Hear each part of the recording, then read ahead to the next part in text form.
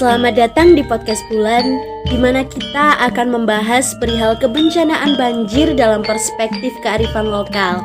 Belajar dari budaya dan tradisi nenek moyang yang sederhana, namun penuh makna dan bersahaja. Bersama saya, Lydia dari Tanah Jawa. Dan saya Gatri dari Kalimantan. Sambutlah Podcast Bulan. Come on, join us and talk about before, after, and mitigation measures on flooding disaster by local wisdom action.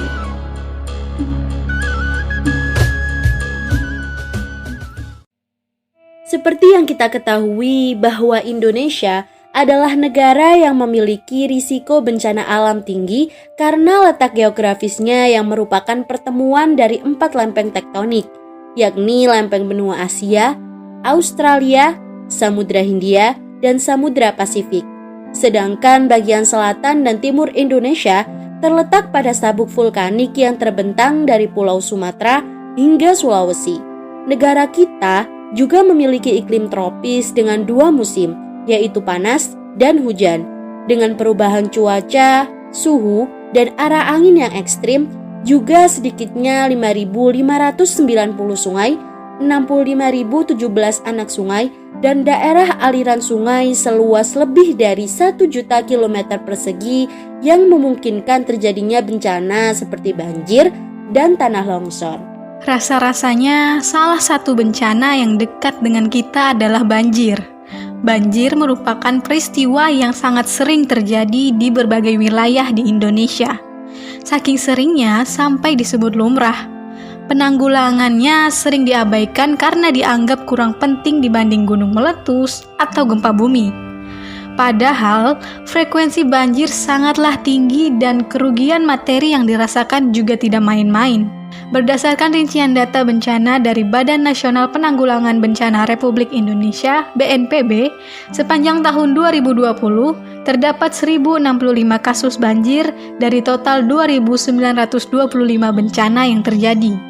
Sementara itu, penanganan yang kurang maksimal dari pemerintah menyebabkan masyarakat terbiasa dengan kondisi alam tertentu, sehingga melahirkan kearifan lokal sebagai bentuk adaptasi alamiah masyarakat dalam menghadapi bencana.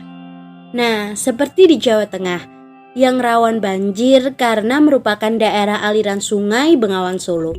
Seperti apa kearifan lokal saat banjir di sana, Lydia? Di Jawa Tengah, warga memanfaatkan kekayaan alam yang ada sebagai langkah informasi dan mitigasi bencana.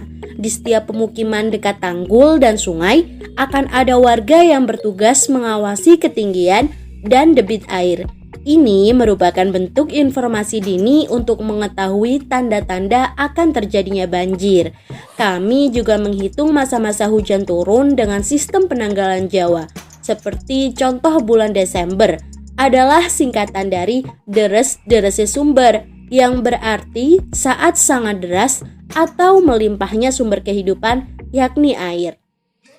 Di Semarang, puncak banjir rob biasanya terjadi pada bulan ke-9 penanggalan Jawa atau bulan Mei pada hitungan Masehi setiap tahunnya.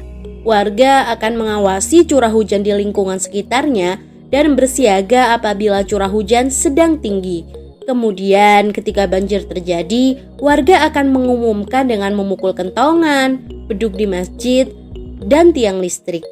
Juga melalui pengumuman di masjid atau balai-balai desa, yang sekarang juga dipermudah dengan adanya ponsel. Kemudian, warga akan mengungsi jika keadaan tidak memungkinkan untuk tinggal di rumah menuju daerah yang lebih tinggi dan lebih aman. Warga biasanya sudah memiliki dan memahami rute-rute dan lokasi untuk berlindung.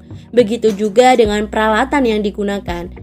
Menunggu bantuan dari pemerintah biasanya sangat memakan waktu, sehingga kami menyiasatinya dengan barang-barang yang ada di sekitar kita, seperti membuat rakit dari pelepah pisang, pohon ori atau bambu, pelampung dari bantrek, dan masih banyak lagi. Dalam kondisi banjir bandang atau banjir yang ekstrim seperti di Nganjuk pada awal tahun kemarin, orang-orang akan berteriak, "Wong wedo karo arek cilik dhisikke," ketika evakuasi berlangsung, yang artinya prioritas evakuasi adalah wanita dan anak kecil.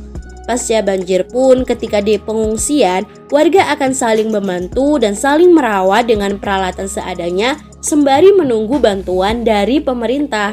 Wah, ternyata masyarakat daerahmu punya caranya sendiri ya dalam melakukan mitigasi bencana banjir. Iya benar. Lalu bagaimana dengan mitigasi bencana banjir di Kalimantan, Gatri? Nah, di Kalimantan, khususnya di suku Dayak, masyarakat membangun rumah dengan material dari kayu ulin, yang mana kayu ini akan semakin kuat ketika terkena air sebagai tiang penyangga. Rumah panggung dengan tinggi 5-8 meter yang biasa disebut betang atau lamin ini merupakan turunan dari leluhur yang terbiasa hidup di hilir sungai dan hutan, sehingga air tidak akan masuk ke rumah. Aturan pembangunan rumah ini pun tidak boleh sembarangan, karena masyarakat sangat teguh memegang adat istiadat. Selain itu, menjaga ekosistem hutan juga merupakan salah satu adat istiadat masyarakat Dayak.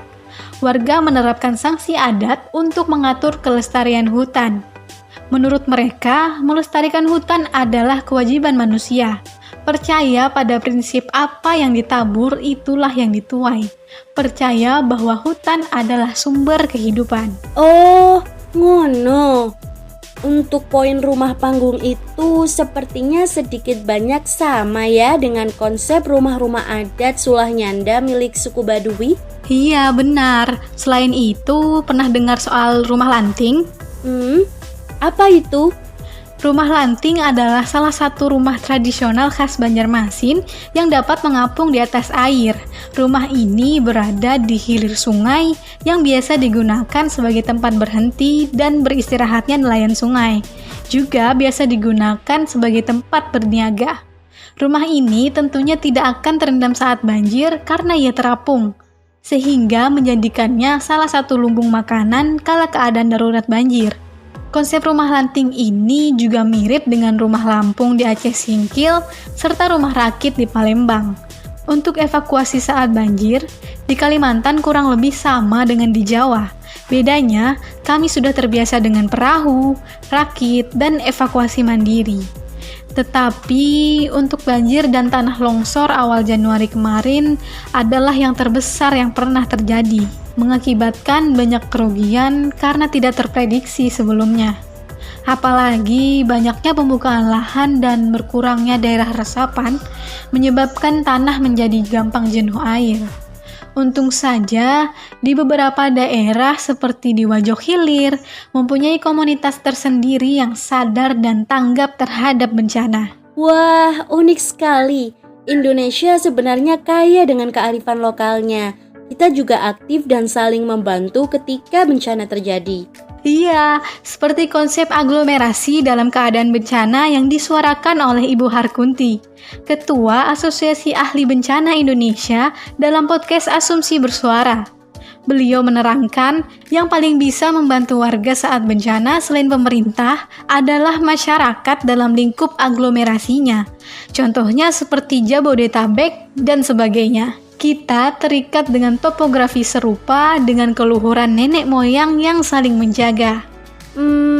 Bicara soal nenek moyang, beberapa daerah di Jawa memiliki tradisi bersih desa atau gur gunung setiap musim penghujan tiba.